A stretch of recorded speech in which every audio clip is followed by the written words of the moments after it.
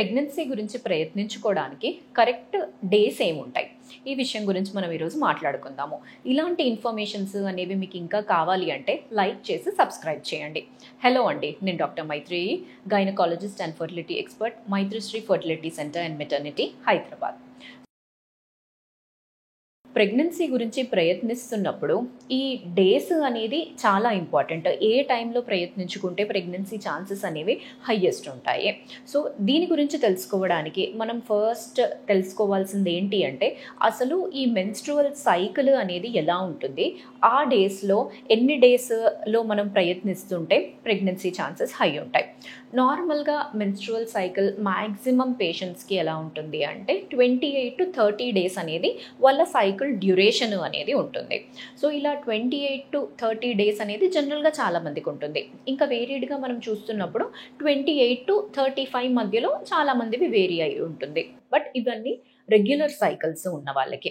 Irregular cycles ఉన్న వాళ్ళకి మాత్రము ఈ డేస్ అనేది మనం అంత పర్టిక్యులర్గా చెప్పలేము. సో రెగ్యులర్ సైకిల్స్ గురించి మనం మాట్లాడుకుంటున్నప్పుడు 28 to 30 డేస్ అనేది మనము డే 1 అనేది ఏది కన్సిడర్ చేయాలి. ఏ రోజైతే బ్లీడింగ్ అనేది స్టార్ట్ అవుతుందో అది డే 1 అన్నట్టుగా కన్సిడర్ చేయాలి. సో ఇలా మనం చూసుకుంటూ పోతున్నప్పుడు ఓవ్యులేషన్ అనేది ఎప్పుడు జరుగుతుంది అంటే, ఓవ్యులేషన్ అంటే అండాశయం నుంచి అండం విడుదల అయ్యేదనేది ఎప్పుడు అవుతుంది.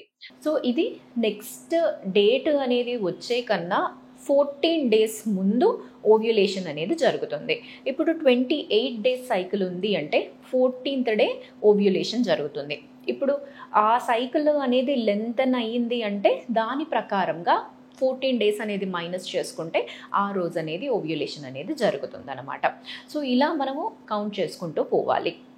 ఈ ఓవ్యులేషన్ అయ్యే రోజు కన్నా ఒక 2 డేస్ ముందు, 2 డేస్ తర్వాత, అంటే ఆ పీరియడ్ ఆఫ్ 5 డేస్ అనేది పర్టిక్యులర్గా ఫర్టైల్ పీరియడ్. ఆ టైంలో అనేది ప్రెగ్నెన్సీ ఛాన్సెస్ అనేవి మ్యాక్సిమం ఉంటాయి.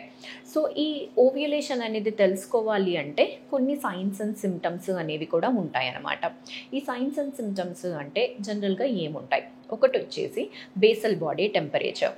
బేసల్ బాడీ టెంపరేచర్ అంటే బాడీ టెంపరేచర్ అనేది ఒకటి ఉంటుంది. ఈ టెంపరేచర్ అనేది యూజువల్గా ఎలా చెక్ చేసుకోవాలి?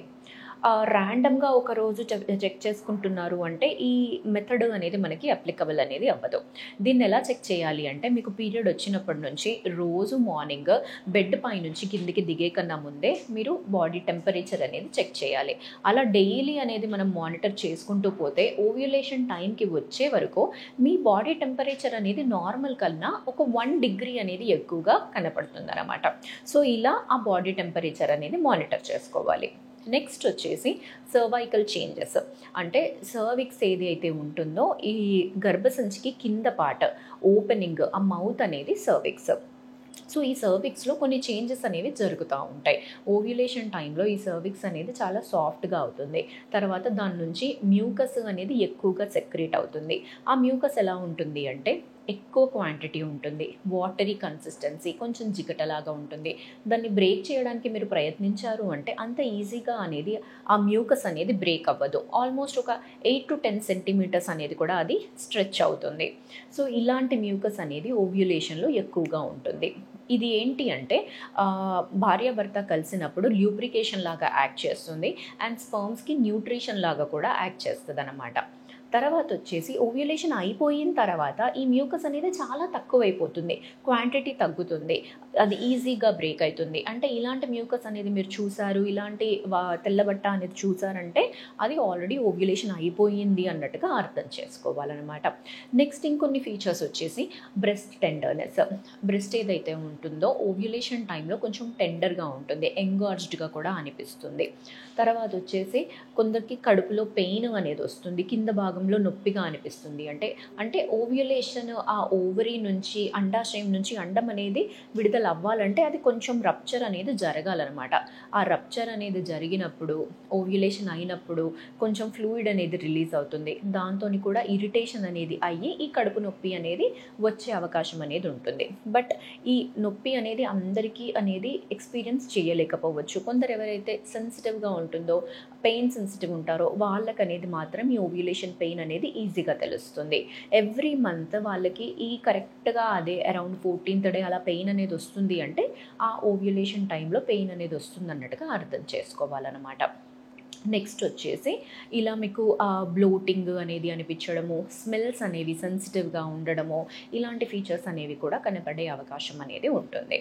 సో ఈ టైమ్ అనేది ఏంటి అంటే ఈ ఓవ్యులేషన్ టైంలో మీకు ప్రెగ్నెన్సీ ఛాన్సెస్ అనేవి చాలా హయ్యర్ సైడ్ ఉంటాయి. ఆ టైంలో అనేది ప్రయత్నించుకుంటున్నారు, ఇలాంటి science and symptoms every month అనేది గమనిస్తున్నారు అంటే మీకు ఈజీగా అర్థమవుతుంది. తర్వాత మీకు అలా సైన్స్ అండ్ సిమ్టమ్స్ తెలియడం లేదు అంటే నెక్స్ట్ ఆల్టర్నేటివ్ మెథడ్స్ ఏముంటాయి అంటే మార్కెట్లో మీకు ఎల్హెచ్ కిట్స్ అనేవి దొరుకుతాయి. ఈ కిట్లో మీరు టెస్ట్ చేసుకున్నప్పుడు ఆ హార్మోన్ అనేది పాజిటివ్ ఉంది అన్నట్టుగా చూపిస్తుంది. బట్ ఇవి కొన్ని కేసెస్లో ఏంటి అంటే అంత యాక్యురసీ అనేది ఉండదు. పర్టిక్యులర్గా అదే టైంలో ఓవ్యులేషన్ జరిగింది అన్న నమ్మకం అనేది ఉండదన్నమాట. అండ్ పర్టిక్యులర్గా తెలుసుకోవాలి అంటే స్కాన్లో ఫాలిక్యులర్ స్టడీ పద్ధతి ద్వారా అంటే ఎగ్ డెవలప్మెంట్ ఎలా జరుగుతుంది, ఎప్పుడు రిలీజ్ అవుతుంది అనేది మనం ట్రాక్ చేసుకుంటే మనకి ఆ ఓవ్యులేషన్ టైమ్ అనేది తెలుస్తుంది. సో ఈ డేస్లో మీరు ప్రయత్నించుకున్నారు అంటే ప్రెగ్నెన్సీ ఛాన్సెస్ అనేవి హయ్యర్ సైడ్ ఉంటాయండి. Thank you.